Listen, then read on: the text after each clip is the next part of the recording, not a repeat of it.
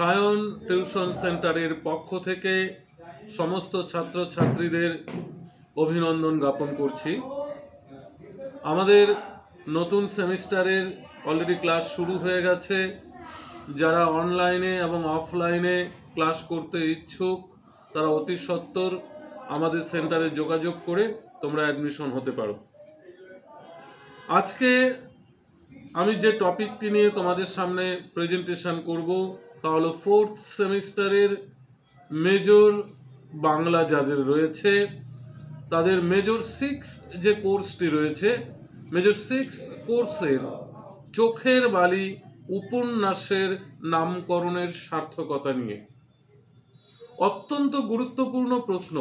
Fourth সেমিস্টারের জন্য চোখের বালি উপন্যাসের নামকরণের সার্থকতা আলোচনা করো। তো চোখের বালি উপন্যাসের নামকরণের সার্থকতা আলোচনা করতে হলে প্রথমেই জেনে নিতে হবে চোখের বালি উপন্যাসটি একটি কী ধরনের উপন্যাস এবং এই উপন্যাসের প্রেক্ষাপট কি। চোখের বালি রবীন্দ্রনাথ ঠাকুরের একটি মনস্তাত্ত্বিক উপন্যাস, যা 1901-2 খ্রিস্টাব্দে ধারাবাহিকভাবে বঙ্গদর্শন পত্রিকায় প্রকাশিত হয়েছিল। এই চোখের বালি উপন্যাসের নামকরণ অত্যন্ত গুরুত্বপূর্ণ একটি বিষয়। একটু ভালো করে তোমরা শুনবে, ভিডিওটা ভালো করে লক্ষ্য করবে, প্রথম থেকে শেষ পর্যন্ত ভিডিওটা ভালো করে ফলো করো। সাহিত্যের নামকরণ অত্যন্ত একটি গুরুত্বপূর্ণ বিষয়। নিছক নামকরণের জন্য কিন্তু সাহিত্যের কখনো নামকরণ হয় না। নামকরণের মধ্য দিয়ে একটা সামগ্রিক বিষয়বস্তু সম্পর্কে একটি ধারণা পাওয়া যায়। নামকরণের মধ্য দিয়ে বিষয়ে গভীরের প্রবেশের মর্মবস্তুকে খুঁজে পাওয়া যায়। তাই রবীন্দ্রনাথ বলেছেন যে নামকে যাহারা নামমাত্র বলে মনে করেন আমি তাহাদের দলে নই। এ থেকে আমরা উপলব্ধি করতে পারি রবীন্দ্রনাথের ক্ষেত্রে অর্থাৎ রবীন্দ্রনাথের কাছে নামকরণ কতটা গুরুত্বপূর্ণ বিষয়।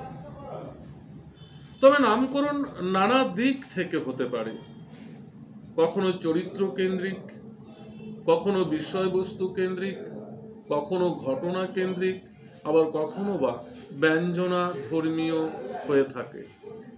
তবে চোখের বালি উপন্যাসটি নামকরণের দিক থেকে কোন ভাবনা ফুটে উঠেছে বা কোন দিকের ইঙ্গিত পাওয়া যায় তা নামকরণ প্রাসঙ্গিকতা আলোচনা করলেই আমরা কিন্তু উপলব্ধি করতে পারব। তবে রবীন্দ্রনাথের চোখের বালি উপন্যাসটি ব্যঞ্জনাগত দিক থেকে নামকরণ করা হয়েছে। রবীন্দ্রনাথের চোখের বালি আমরা যদি একটু লক্ষ্য করি, খুব সচেতনভাবে একটা ব্যঞ্জনাধর্মী নামকরণ করেছেন লেখক। উপন্যাসের নাম চোখের বালি কেন রাখা হলো তার সহজ উত্তর আমরা উপন্যাসের 10 সংখ্যক পরিচ্ছেদ থেকেই কিন্তু আমরা পেতে পারি।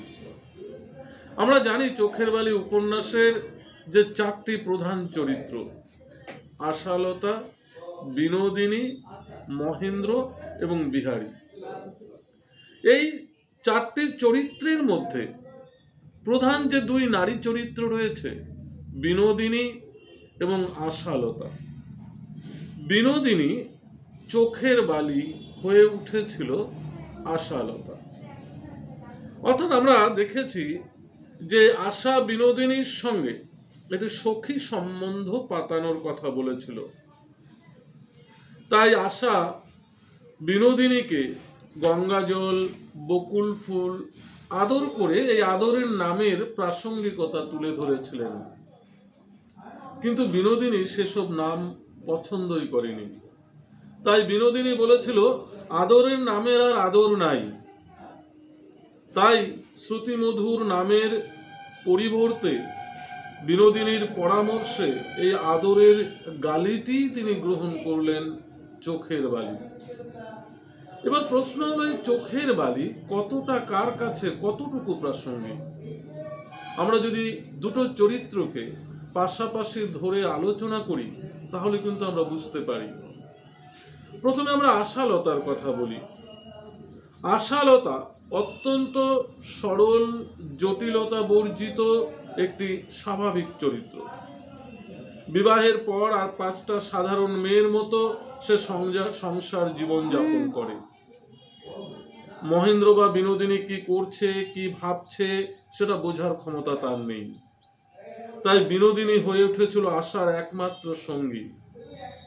কিন্তু বিনোদিনী তার চোখের বালি, একথা আশা ভাবতেই পারেনি।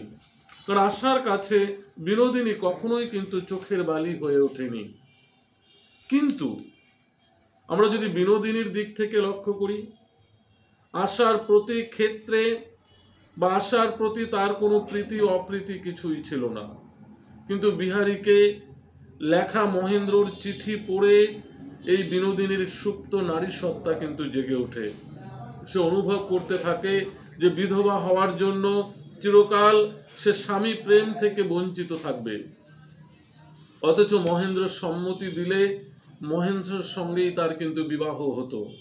এই প্রচুর প্রতিপত্তি, ঐশ্বর্য, ভোগ সে একা করতে পারত। কিন্তু মহেন্দ্রর স্ত্রী আশালতাকে বিনোদিনী কিন্তু সহ্য করতে পারত না। তাই বিনোদিনীর কাছে আশালতা কিন্তু হয়ে উঠেছিল অনেকটাই চোখের বালি। কিন্তু ব্যঞ্জনাগত দিক থেকে এই নামকরণ কিন্তু এই আশালতা এবং বিনোদিনীর চরিত্রকে কেন্দ্র করে গড়ে ওঠেনি।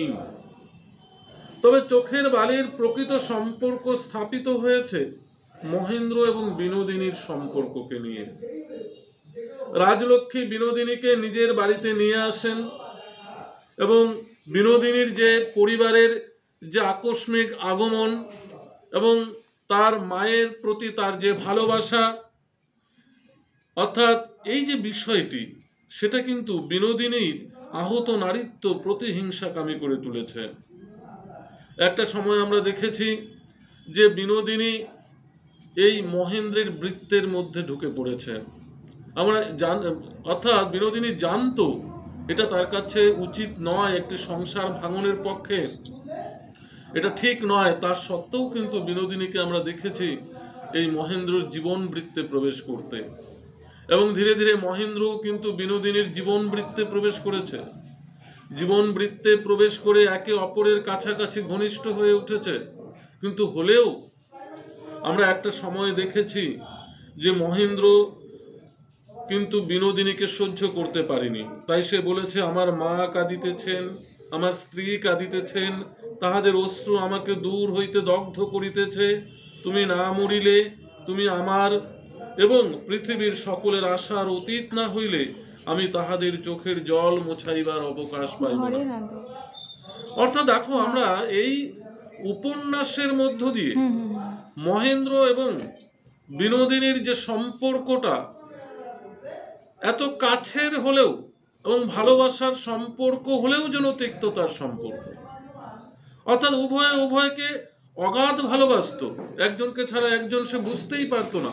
অথচ একে অপরের কিন্তু তীব্র প্রতিদ্বন্দ্বী হয়ে উঠেছিল।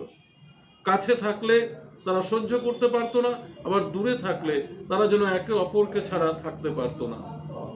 এই যে কাছে থেকেও ভালো না বাসার যে একটা বিষয়বস্তু, কাছে থেকেও চোখের বালি হয়ে ওঠার যে বিষয়বস্তু, এখানেই কিন্তু চোখের বালি উপন্যাসের মর্ম বিষয় বা প্রকৃত বিষয় কিন্তু ফুটে উঠেছে।